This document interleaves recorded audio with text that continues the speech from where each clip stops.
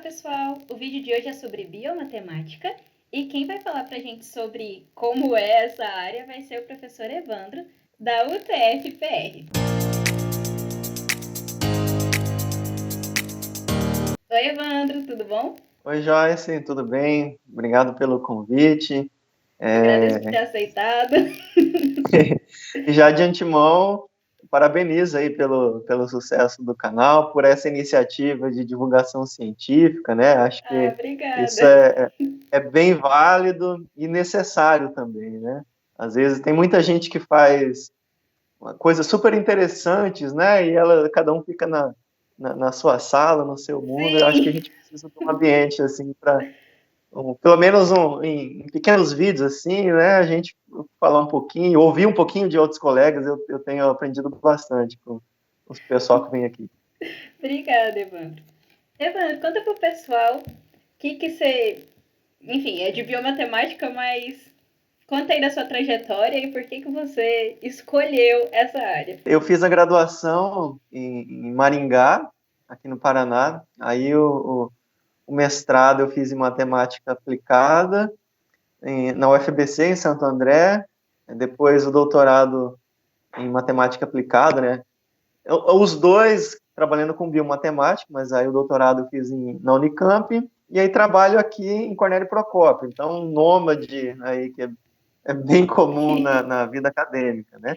Então E você isso tudo conheceu muitas universidades. é bem legal, dá para ir comparando as vivências, né? O tipo de organização, isso enriquece bastante. E isso tudo começou quando eu estava na graduação. Eu fui num congresso bem grande aqui no Paraná. Ele teve, infelizmente, acho que ele só teve 2 ou 3 edições, chamava Congresso de Matemática e Suas Aplicações. Essa edição que eu fui aconteceu no Parque Tecnológico de Itaipu, em Foz do Iguaçu, né? Então, era o local que servia de alojamento para o pessoal que trabalhou na barragem, né, de Itaipu. Então, eles transformaram isso em Parque Tecnológico. O que me chamou muita atenção, que me despertou, que estalou os olhos, assim, né, foi um trabalho do pessoal aqui de Londrina, né, da UEL. O programa de pós estava começando naquela época, mas o problema era o seguinte, né, eles fizeram uma modelagem matemática da dispersão dos poluentes do Lago Igapó. Tem um lago no meio da cidade, né, e antes deles fazerem essa modelagem, a prefeitura tinha feito um processo de despoluição. Então, foi contratada uma empresa que, em resumo, esvaziou o lago, tirou a sujeira e soltou a água de novo. Mas isso levou muito tempo, acho que, se eu não me engano, aí da ordem de 2 a 3 anos. Uau!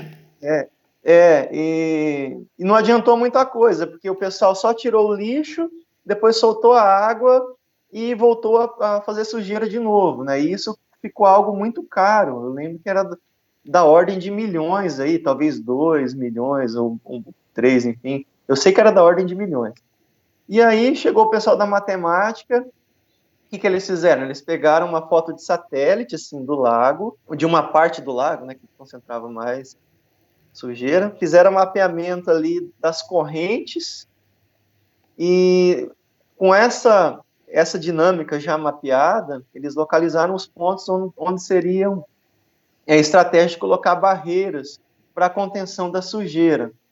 E aí eu lembro exatamente quando o professor disse, olha, com isso a gente conseguiria fazer a limpeza do lago de maneira muito mais rápida, mais econômica e mais eficiente do que a maneira que tem sido feita, né, ou que foi feita da última vez. Então, quando ele falou isso, me estalou os olhos, e falei, nossa, dá para mudar o mundo com matemática, né? Então, aí que eu me despertou para esse tipo de problema. Tá vendo, gente? Matemática é super legal.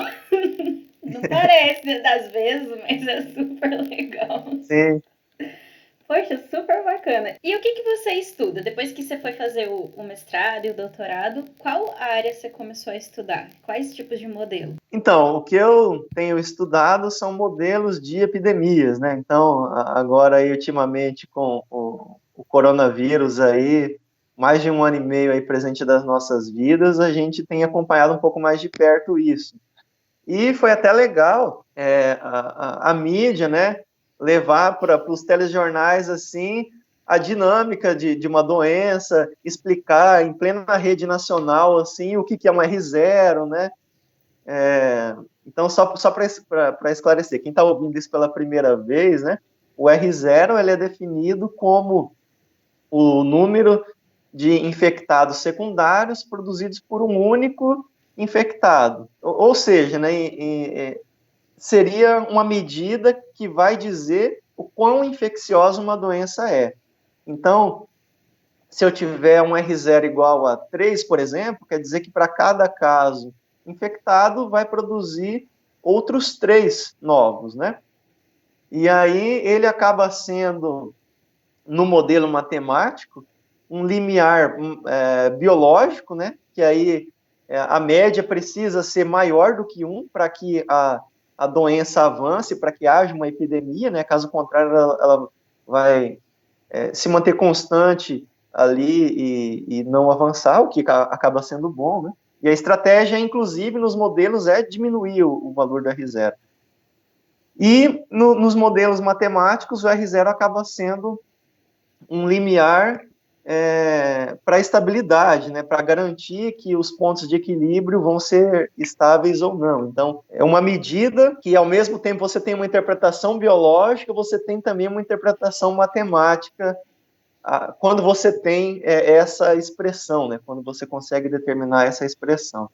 Então, tanto no mestrado quanto no doutorado, o que eu estudei foram modelos de doenças infecciosas, né? E para quem, assim, talvez nem estuda matemática ainda, mas aí despertou interesse nessa pessoinha, o que essa pessoa vai ter que aprender aí no trajeto dela para poder estudar o que você estuda? Porque, por exemplo, a matemática aplicada a gente já tem quase que certo que a pessoa vai ter que saber um pouco de... Vai ter que usar o computador em algum momento, algum programa. Uhum. Fora a parte matemática, tipo, o que basicamente é a base para o que você estuda? Olha, essa é uma pergunta super interessante e que talvez até hoje eu ainda esteja me fazendo para me policiar se eu preciso aprender, quer dizer, o que eu preciso aprender mais ou o quanto eu preciso aprender mais, né? Mas, em resumo, é assim, Joyce. Para quem vai começar, tradicionalmente, esse tipo de modelo ele é feito com equações diferenciais ordinárias. Tem modelos com equações parciais, que aí geralmente são feitas considerando a idade, então a variação da idade sendo incorporada no modelo, ou a distribuição espacial.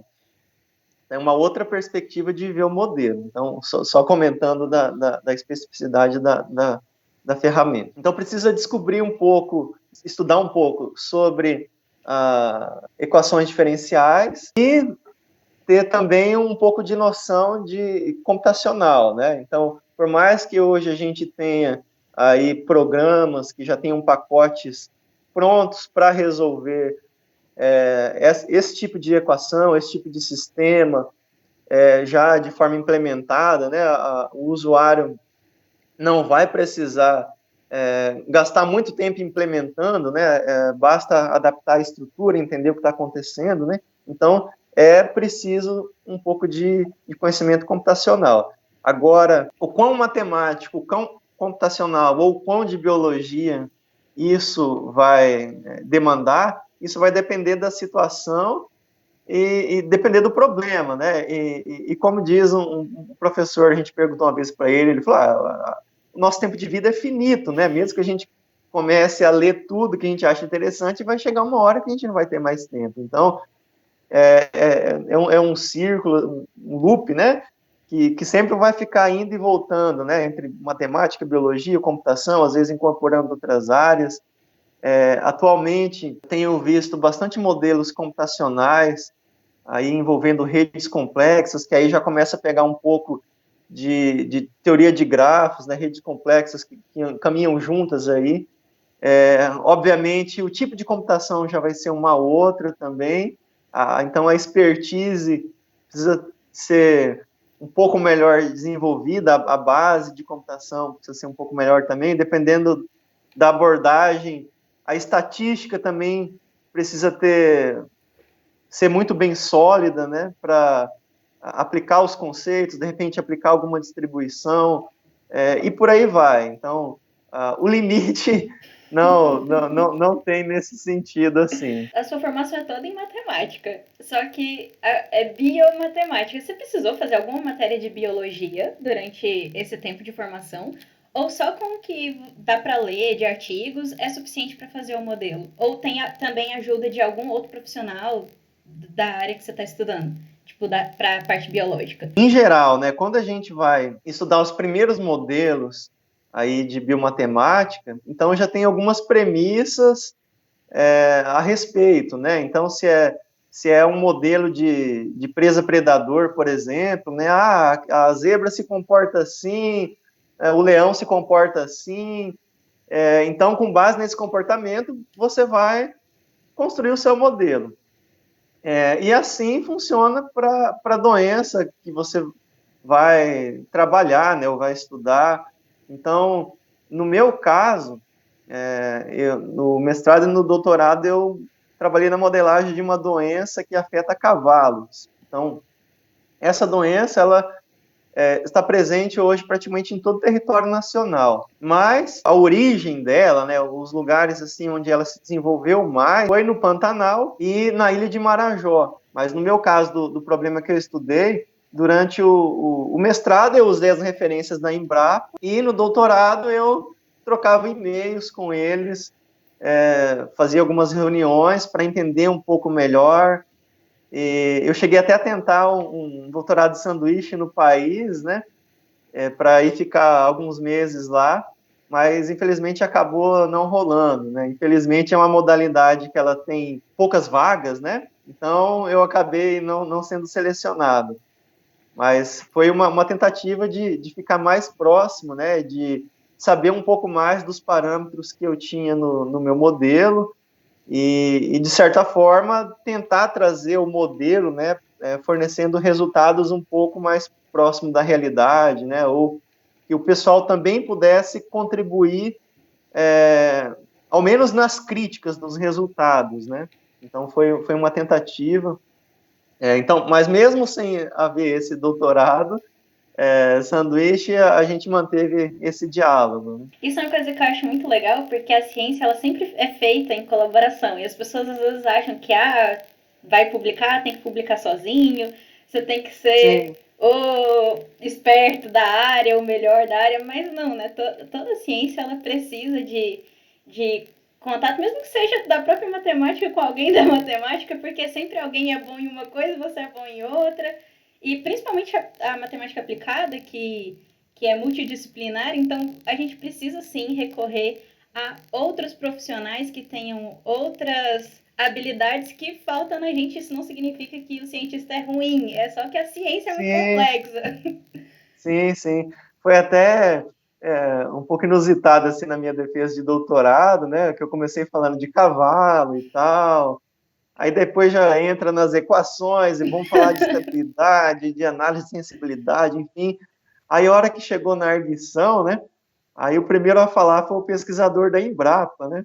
E aí meu irmão falou assim, poxa, a gente vendo lá aquelas equações, não entendendo nada, aí de repente chega o cara da Embrapa, não, isso aí faz sentido, esse gráfico que você mostrou tem acontecido lá, assim, em fazendas que fazem esse tipo de comportamento, né, então ele ficou espantado, assim, digamos, né, pelo comportamento do professor, do pesquisador, né, que falou que aquilo de fato estava acontecendo, né, que ele achou, pô, como isso aí faz sentido, né? Exato, é muito legal isso na ciência. Evandro, muito obrigada por ter aceitado o meu convite. Eu adoro quando as pessoas aceitam vir aqui contar as suas pesquisas, a sua experiência. E quem sabe assim mais pessoas vão ver que matemática é legal, né? Sim, com certeza. A gente pode ajudar a mudar o mundo com matemática. Então, agradeço novamente o convite, desejo sucesso aqui para você, para o canal. Se surgir uma outra oportunidade aí, fique à vontade de entrar em contato Ah, muito e eu vou obrigada. continuar acompanhando as pessoas aqui que sempre estão falando sobre temas super interessantes. A propósito, eu vi um tempo atrás uma pesquisa de um vídeo, quer dizer, uma pesquisa que foi mostrada aqui, né, sobre Alzheimer. Aí eu mostrei para umas alunas minhas, né, falei, olha que legal aqui, né, o modelo de Alzheimer. Aí eu falei, nossa, mas essa voz parece que eu conheço, né? E aí eu fui, nossa, é a Joyce! Que aí quando eu te conheci na Unicamp, você tinha o cabelinho curtinho, né? Aí você deixou Sim, crescer. tava Aí eu bem falei, oh, é a pequenininho. Joyce, que legal! Olha só. Então, muito sucesso aí. Muito obrigada, Evandro. Tchau, pessoal. Tchau, tchau.